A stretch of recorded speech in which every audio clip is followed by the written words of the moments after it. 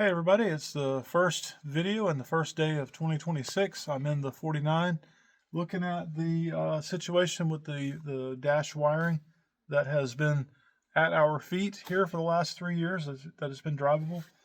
But as you saw in the other videos, I'm working on the back seat, getting it mounted. Now I've got the carpet in here and I'm working on trimming that up and also dealing with the wiring. So I've just kind of been letting the carpet rest and relax here for a bit before I do the final cuts on it.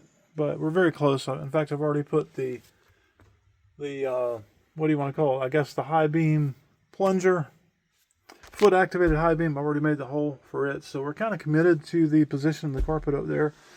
But hopefully we'll be getting this buttoned up pretty soon. But we're pretty much done with it really at this point. So what we've got here is the door module just happens to be hanging over there. It's not normally hanging down. I just added that in the last video. But all of that's pretty much going to be tucked under the dash, or some of it will be in the door, of course. And I have one for this side as well.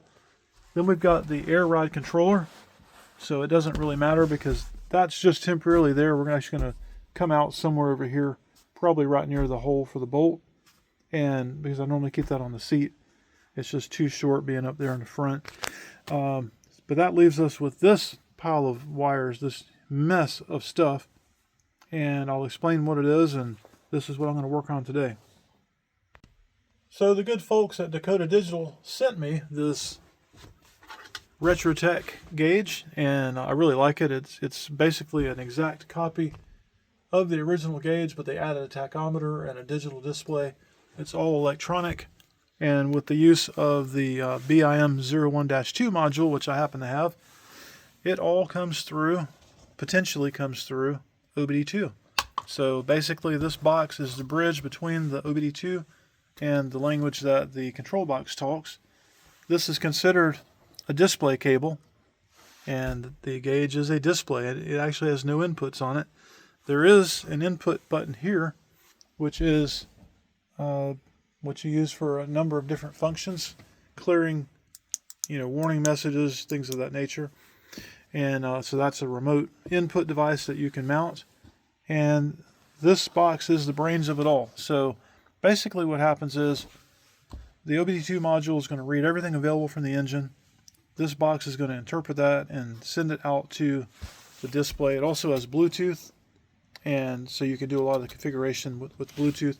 But it sends that data up to the gauge, so it's agnostic as to which vehicle. If I took the gauge out and plugged it into my brand new truck, it would display all the data available. Pretty cool stuff. So then you have other things here. You have various inputs and a few outputs. You can see a few of the things here. Basically things like your high beams and your left and right turn signals, different things of that nature. Whatever information that you want to put into it, you can. To an extent, obviously, there are limits. Of course, your power and your ground and all that. So what we've got here is the BIM01-2 and a little bit of this wiring. 3 of these wires, which are now tangled up in here at the moment. Those go around and go into this plug. I can actually take that out and make it simpler. See if I can get it to remove for a minute. I don't like tangled wires, but this has been floating around on my floor now for the better part of 3 or 4 years. And it's actually a little bit hateful to have all this laying here, but there's not a lot of room in this dash. And I just haven't had time, nor did I feel like laying on that floor. But now that I've got carpet in here, I actually have the motivation to get under here and start working on it. So we take the Bluetooth module out. Now we're left with the input, which we could also remove. So we take our input button away, and now we are down to the display cable and then basically your power and inputs. And I'm looking at this and I'm like, okay, I know this gray wire goes up there to something, I can't remember what, and then there's a pink wire coming down going to who knows what, and I don't remember what that's for or if it even has anything to do with this. But what's really driving me crazy is it's tangled up. It's actually on, well, I guess it's not good. Okay, well, never mind. And of course, under here, we've got the original instrument cluster plug and those 3 or 4 wires that are coming off of there. Those are going to be your left and right turn signal, high beam indicator, and I believe the power input is coming from there as well. Let's see, that's going to be a red. Yeah, looks like the power input. So basically what's going to turn on the system. And there's also a constant 12 volt signal that comes to this, which I believe also is available to the gauge. Yeah, so we got pretty much everything we need. There's 5 wires going to that plug, which is really kind of neat that the factory did it, you know, very similar way. The factory dash works, made it super convenient because I don't like running new wires in this car. I want to use everything factory that I can. So here's the good news. This box will reach almost anywhere in this dash. And I was smart enough to leave the input wiring the same. And even accounting for having this behind the carpet and obviously running this wire up out of sight and out of mind. Our problem is we got to figure out how we're going to mount this, what we're going to mount it to, try to keep it dry and all that good stuff. And we really need it to be semi-accessible. I mean, you could take it back down to add wires, but it would be nice if you could just do it from wherever it goes.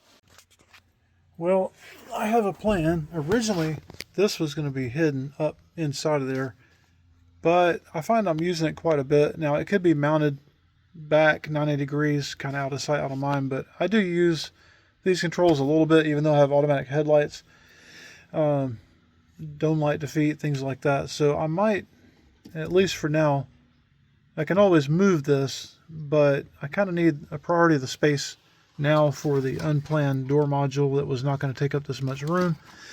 And it looks like that's going to be the best spot for mounting this, is mounting it vertically, right in the space, right up behind the switch kind of, and a little bit to the right of it.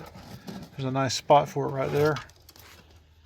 And it's very close to the gauge, which as you can see is actually leaning back in the hole because that gauge has never been mounted. I lost the screws and just stuck it in there, and I've been using it ever since. So I need to address that too.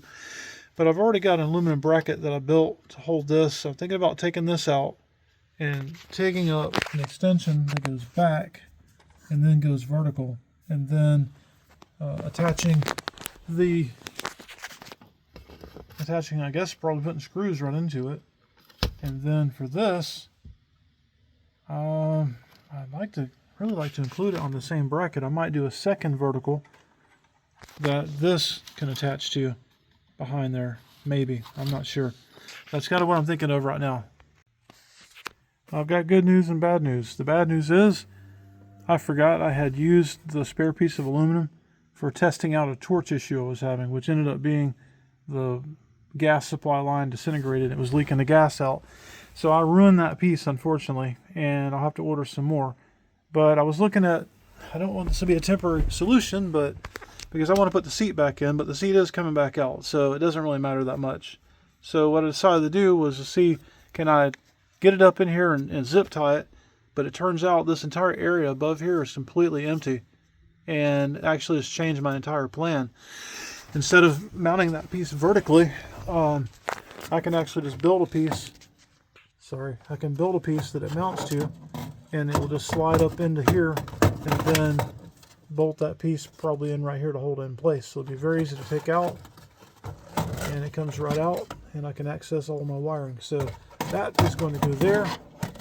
Now what I do have to do is, of course, now because I'm going to go, I have to consider also this door module's got to go up in there as well. With it going across, I have to make sure that's not a factor, and it seems like there's plenty of room. So I could probably focus on, building a mount for this later. For now, I'm just going to mount this down low because it has some exposed circuitry, and I don't want to try to get it too far up in there until we build the box for it. Alright, well, I've made some progress. This is not the final product, unfortunately, because I have to fabricate mounts.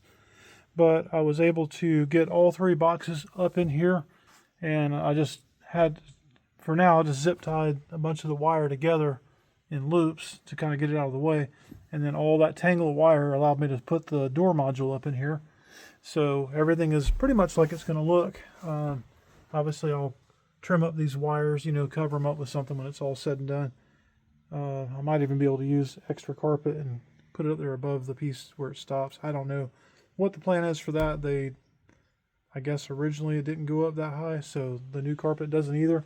But from where you sit, you really don't see very much of that. Pretty happy with it though. I mean, it's very cool to see that I could turn the key right now and it would start up.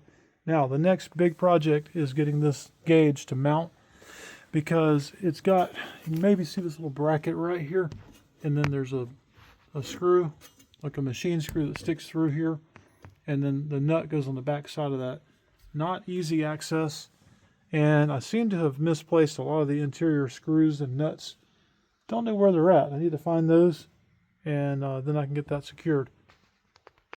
All right, great news. What, are you done? I guess he's had his day of patrolling the yard for squirrels and birds.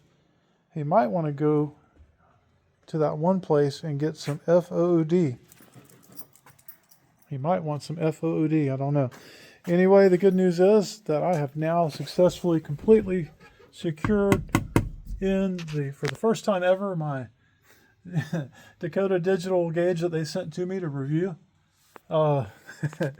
It only cost me, about the retail price to have them send it to me to review, but there it is.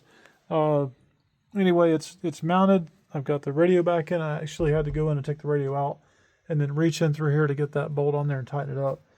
There was a bolt on top, or actually there's a nut on the very top of the radio, and this is what it looks like. A nut and a square washer. Probably going to end up leaving that off now. It's just going to be too hard to get back up in there with the AC duct and everything else in the way. If it rattles, I'll figure it out. If it doesn't, and I don't think it will, we'll be good to go. All right, that's it. I'm going to wrap it up. I'm going to do a live stream here, I think, in just a minute for a few minutes, and then I am out of here.